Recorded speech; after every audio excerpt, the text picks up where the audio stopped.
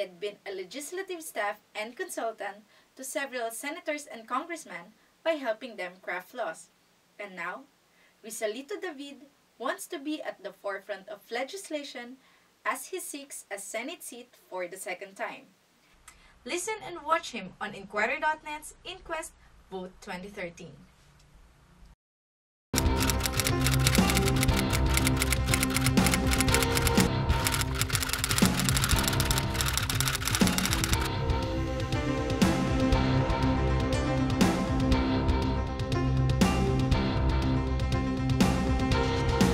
Outside po ng naging work ninyo sa Congress, who is Lito David? Anong mga values na that you uphold? You entered politics even as a legislative staff. What were you like back when you were still? Did you teach? Yeah. You taught in UP college? Las Bañas, yes. What was it like? Bago nga yun, bago ako pumasok ng Senado, malaki yung aking naging karanasan sa community organizing. Bago ako nagturo sa pamantasan ng Pilipinas sa Los Baños, I was actually doing research. Yung Rapid Rural Appraisal System na nais namin gawin para mapabilis yung pag-determina kung anong mga development interventions yung dapat gawin. No? So we had to do that. Saan po kayo affiliated noon? Noong pong una ko pong trabaho talaga sa UP Los Baños, research and extension. After po noon, habang ako'y nagtuturo, meron din ako extension work na ginagawa. Nag-asawa na po ako, kailangan ko po ng mas malaking kita. Alam naman niyo kung gaano kababa ang sweldo na isang guro sa pamantasan. So, ni-recruit ako nung isa kong kaklase na nagtatrabaho noon sa DENR na magkakaroon ng isang malaking programa for upland development at kailangan niya ng katulong. Kaya ako umalis ng UP, no? Kasi meron na akong anak So kailangan kong kumita ng mas malaki. Pero continuation 'yon nung ginagawa ko sa UP, no?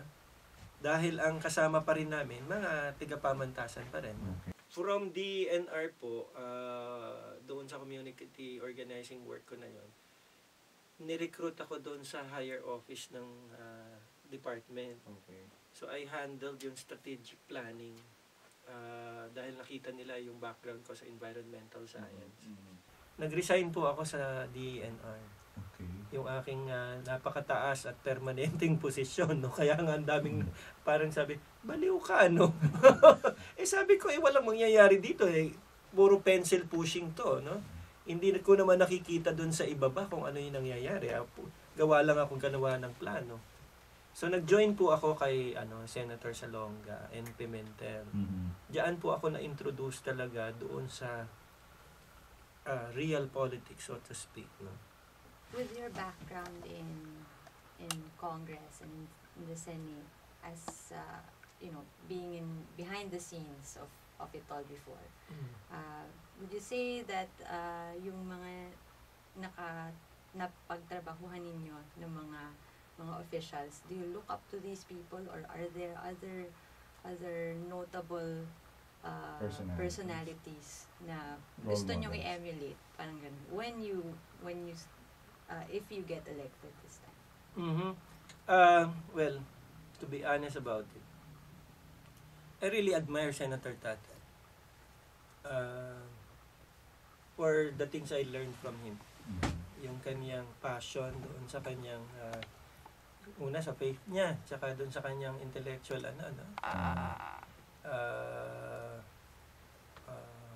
passion. Yung passion niya for marami ako natutunan sa kanya. Even my writing style was influenced by him, no?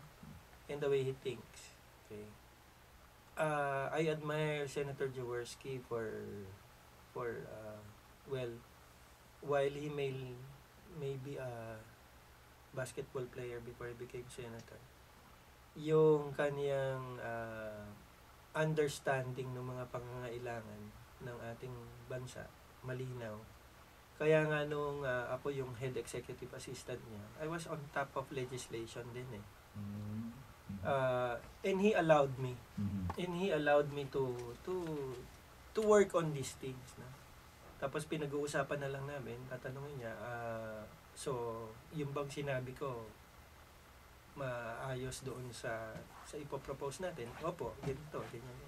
We discussed these things, pero he allowed me to orchestrate para mapabilis. No? Para mapabilis.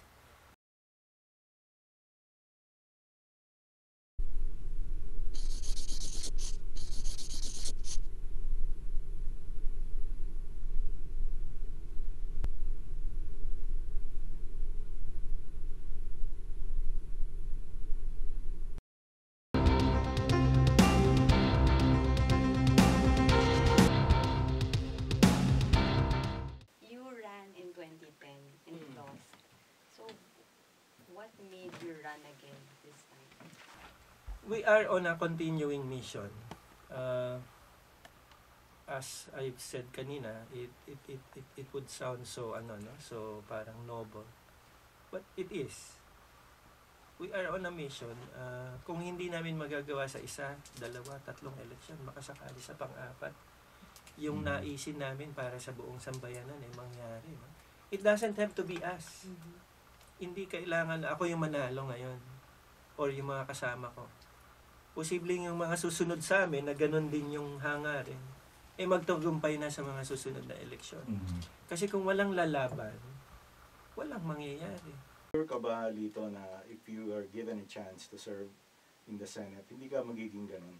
O magiging, or Will you not follow will you the not footsteps? fall into the, Same trap. system yun Sistema yun. So, Alam nyo, this may sound a bit, kumbaga, righteous. No? But the thing here is, although I'll be entering into a covenant with the people as an elected official, but my first covenant is with God. Kumbaga, may takot kasi ako sa Diyos. Kapag binola ko yung yung mamamayan natin, mali yun. Alam ko malaking kasalanan sa Diyos yun. So, this may sound, parang sa iba kasi parang, ganun ang pagtingin dyan Pero sa akin po, seryoso kasi ako dun sa aking faith. So, ang parang sinasabi ko din, there should be a faith revolution. A faith revolution na ibalik natin itong mga bagay na ito doon sa ating pang-araw-araw na buhay at doon sa ating mga gagawin, hindi lamang sa ating komunidad, kundi sa national government. No? Ako naman po ay ordinaryong tao lamang, bagaman sa aking pagtatansya sa aking sarili, medyo preparado na tayo sa ganung trabaho dahil sa mahabang panahon ng naging paglilingkod natin sa pamahalaan, lalong-lalo na sa Senado na mahigit na 1 dekada, marami na akong batas na naigawa. No? Ang diferensya lang dito, hindi ko pwedeng ariing akin dahil ako'y isang staff lamang. okay. Ako'y tagasunod, pero anong nangyayari dito, kami rin yung gumagawa. Kami ang nag-iisip para dun sa mga senador, kami yung nag-iisip para sa mga kongresista. Sa maraming pagkakataon, yung mga congressmen actually tumatawag sa amin no? Hindi na dun sa aming mga amo. Para kung meron silang mga bills na nandoon sa Senado, kung pwede i-take up na, etc. No?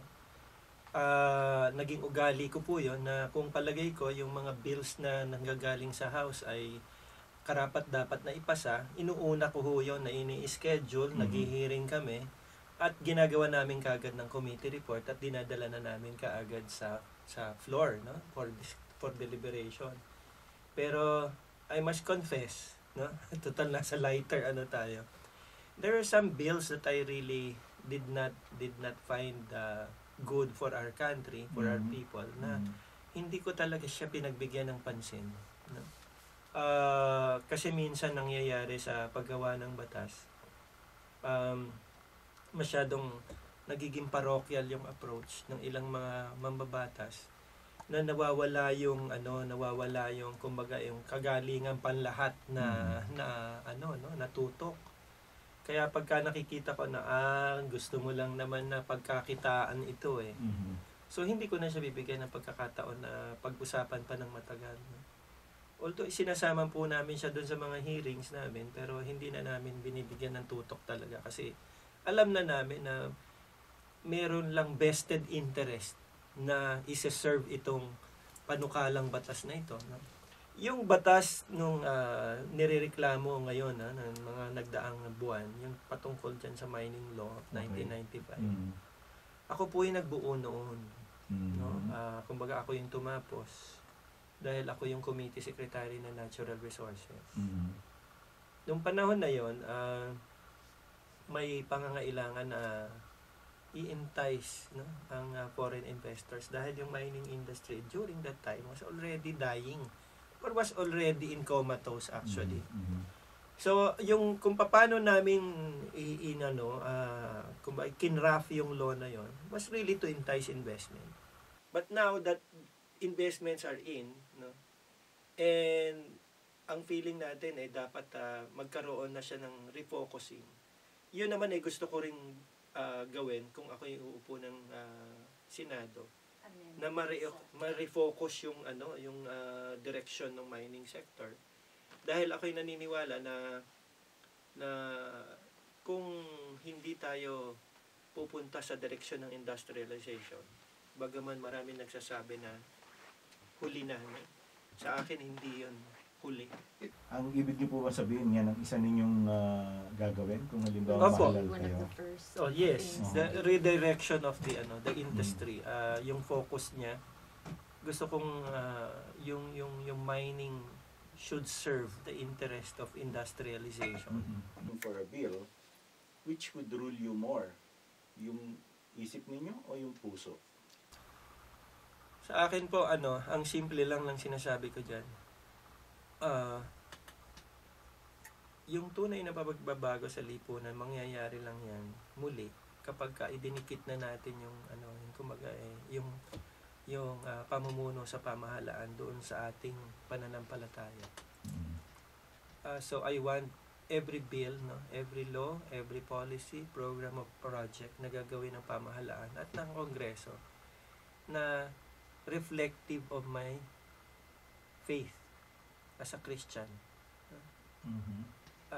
Reflective of the faith of some other people also. No? Kasi naniniwala ako na wala namang faith na nagsasabing bastusin mo, abusuhin mo yung kapwa mo.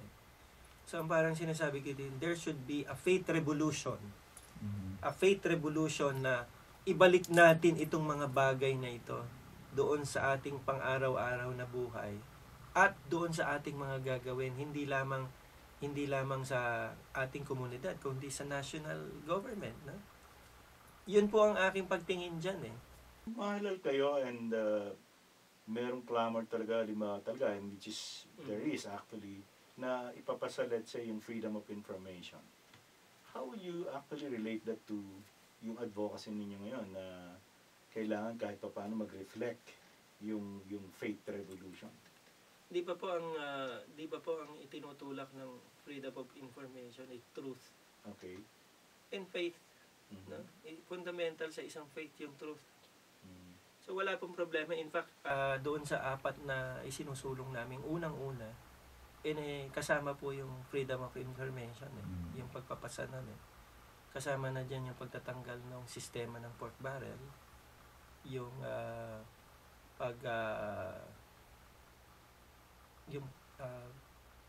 making the carrying of guns in public places stricter, yung rules dyan.